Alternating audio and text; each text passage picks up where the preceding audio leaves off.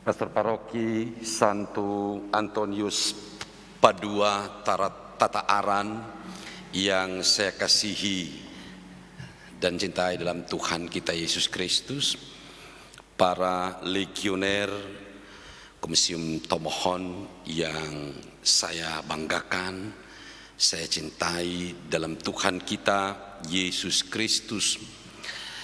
Pertama-tama saya menyampaikan kepada kita bersyukur boleh merayakan hari ulang tahun Ibu Gereja.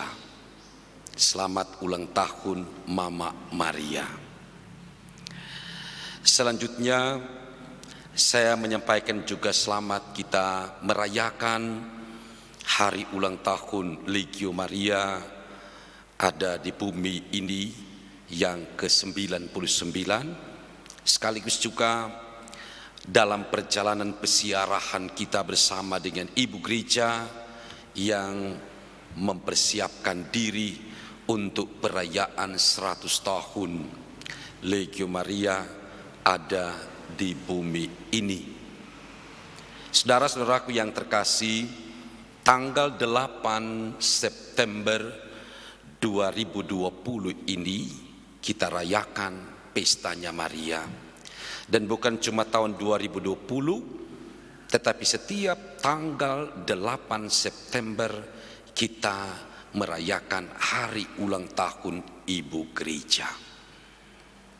Pertanyaan yang menjadi refleksi untuk kita, di mana kita bisa menemukan dalam kitab suci bahwa Maria dilahirkan. Ayat mana yang bisa memberikan pencerahan untuk kita bahwa Maria tertulis tercatat dalam kitab suci tentang kelahirannya.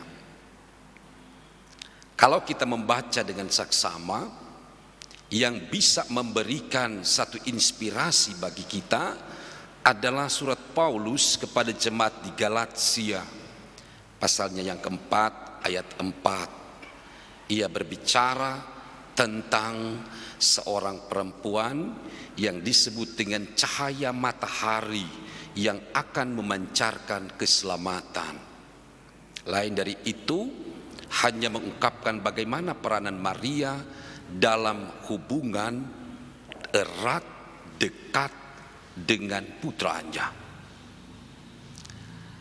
Tetapi gereja dalam upaya untuk mencari dan menemukan akar yang kurang lebih memberikan satu inspirasi bahwa Ibu Gereja Santa Perawan Maria layak dan pantas dirayakan hari kelahirannya, kita boleh temukan dalam surat-surat apokrif.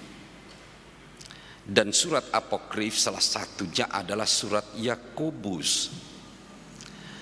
Yang dalam surat Yakobus itu ditulis dalam proto evangeliarum mengungkapkan tentang Maria ini yang dilahirkan dari dua orang saleh. Siapa mereka?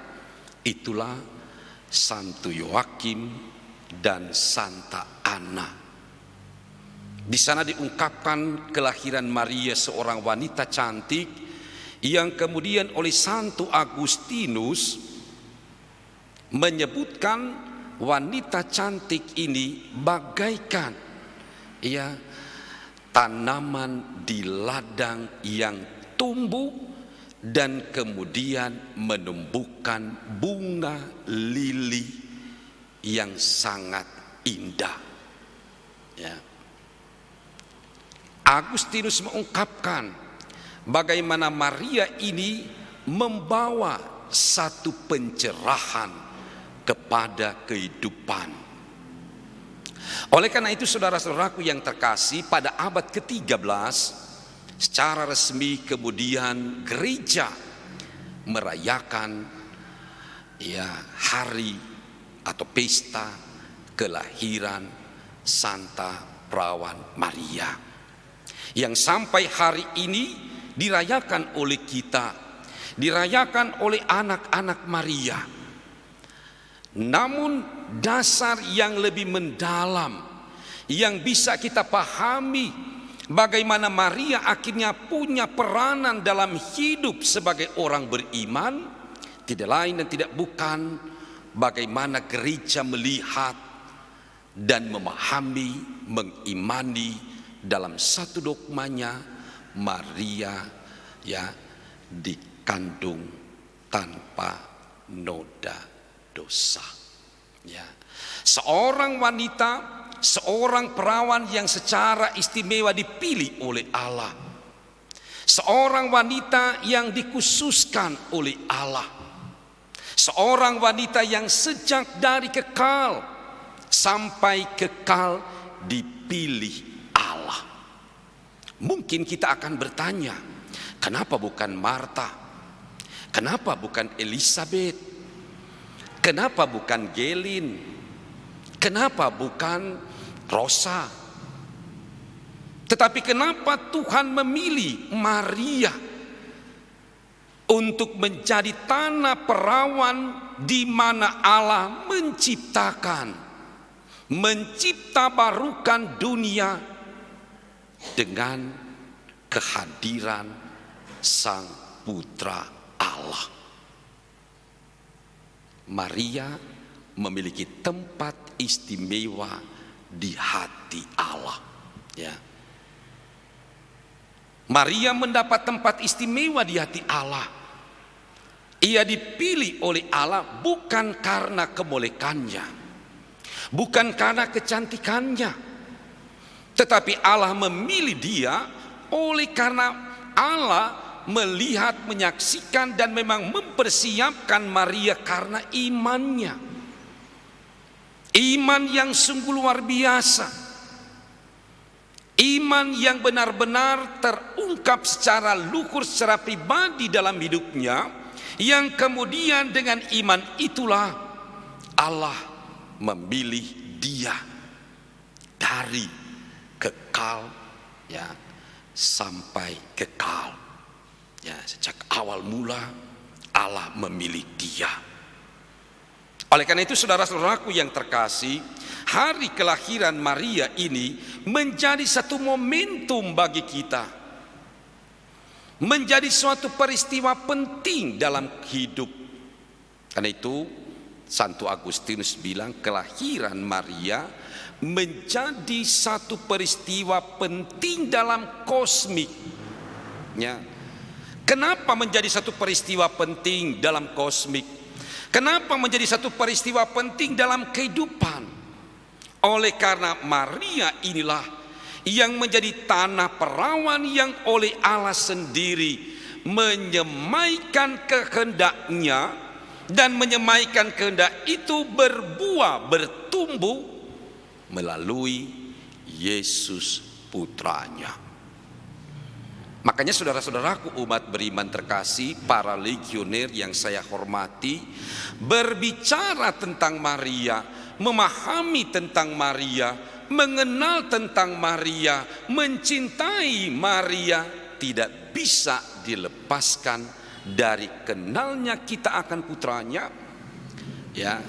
belajar tentang putranya, dan tentu kita tidak bisa lepas dari pengenalan dekat kita dengan putranya. Maria tidak bisa dilepaskan dari putranya, dan Maria tidak bisa dan Yesus sebagai putranya tidak bisa dilepaskan dari ibunya, dari Maria. Ada satu perpaduan yang secara istimewa ditentukan oleh Allah sendiri, supaya pada akhirnya karya keselamatan itu benar-benar terjadi. Karya keselamatan Allah itu berlangsung. Karya keselamatan itu menjadi sesuatu yang luhur untuk kita manusia. Salah satu yang bisa menjadi inspirasi untuk kita ketika Allah menyampaikan kabarnya kepada Maria melalui malaikatnya, engkau akan mengandung seorang anak laki-laki Satu penyerahan diri yang luar biasa, yang tentu harus dipahami, diilhami oleh penyerahan iman yang tulus kepada Allah, bahwa yang bekerja bukanlah manusia, tetapi yang bekerja adalah Allah sendiri. Ya. Seandainya yang bekerja itu adalah manusia, maka tak mungkin akan terjadi. Tetapi karena Allah yang bekerja dalam diri manusia, maka dengan demikian apa yang tidak mungkin bagi manusia menjadi mungkin. Mengapa? Maria menyerahkan seluruh kehendaknya kepada Allah.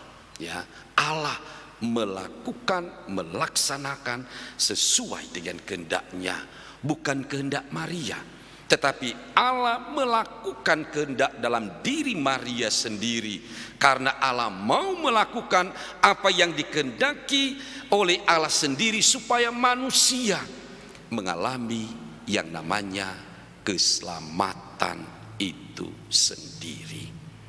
Makanya Maria hanya dengan penyerahan dirinya, aku ini hamba Tuhan. Dia tidak bersungut-sungut, dia tidak menolak, tetapi dia mengatakan, aku ini hamba Tuhan. Terjadilah padaku menurut perkataanmu. Jadi yang terjadi menurut perkataan Allah, yang terjadi adalah menurut kehendak Allah sendiri, bukan menurut kehendak manusia, bukan kehendak dari Maria, tetapi adalah kehendak Allah sendiri. Mungkin pertanyaannya mengapa? Karena Allah menghendaki rencana keselamatan Allah itu berlangsung dan terjadi, dan manusia yang dipilih oleh Allah adalah Maria. Maria menjadi tanah perawan yang kemudian oleh Allah sendiri semaikan ya benih iman ini untuk kemudian bertumbuh dan berkembang menjadi ya satu bentuk keselamatan bagi kita manusia.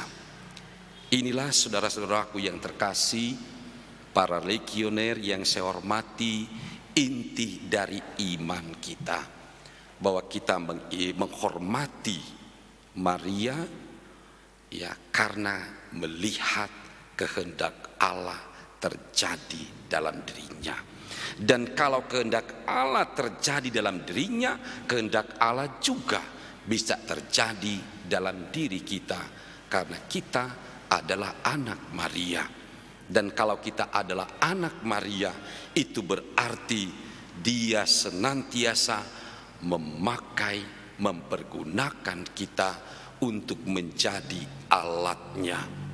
Maka sesuai dengan tema kita dalam rangka 99 tahun Legio Maria, peranan Maria dalam hidup iman orang beriman dalam situasi pandemi ini, kita bergerak maju, kita beraktivitas, dan dengan satu keyakinan iman ya, anak Maria takkan pernah hilang, sama seperti ungkapan uskup kita Monsinyur Yosef Suwatan untuk kita, agar kita senantiasa memahami anak Maria tidak pernah akan hilang. Semoga demikian. Amin.